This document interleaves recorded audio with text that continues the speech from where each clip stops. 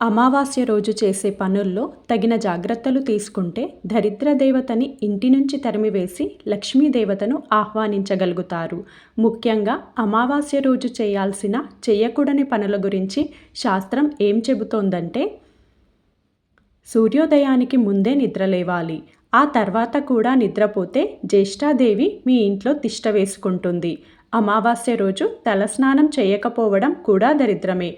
అందుకే తలస్నానం చేయాలి.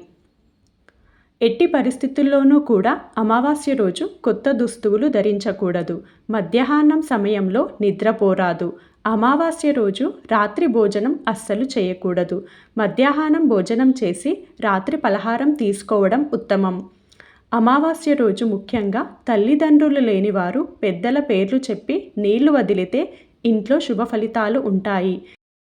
పితృదేవతలకు ప్రీతికరంగా నువ్వులు, గుమ్మడికాయను దానంగా ఇవ్వవచ్చు. అమావాస్య రోజు ముఖ్యంగా జుట్టు కత్తిరించుకోవడం, గోర్లు కత్తిరించుకోవడం, గడ్డం తీసుకోవడం చేయరాదు. ఇలా చేస్తే దరిద్ర దేవత నుంచి అస్సలు తప్పించుకోలేరు. అమావాస్య రోజు తలకు నూనె అస్సలు రాసుకోకూడదు. అమావాస్య రోజు లక్ష్మీదేవిని పూజించటం, పితృదేవతలను తలుచుకొని నమస్కరిస్తే ఆ ఇంట్లో అంతా శుభమే జరుగుతుంది. శాస్త్రం ప్రకారం ఈ రోజున కొత్త పనులు, శుభకార్యాలను చేయరాదు. కొనసాగుతున్న పనులు నిలిపివేయాల్సిన అవసరమూ లేదు.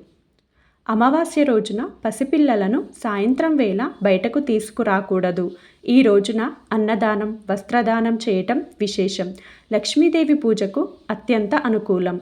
అమావాస్య నాడు మాంసం కొని తినడం కూడా అశుభం. అమావాస్య సమయంలో ఎలాంటి మాంసాహారాన్ని అయినా రుచి చూసినా మీ జీవితంపై ప్రతికూల ప్రభావం పెరుగుతుంది.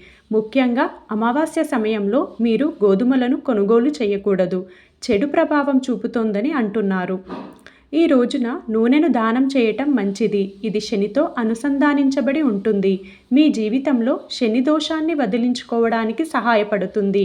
నా ఈ వీడియో నచ్చినట్లయితే ప్లీజ్ లైక్ చేసి సబ్స్క్రైబ్ చేసుకోండి. ధన్యవాదములు.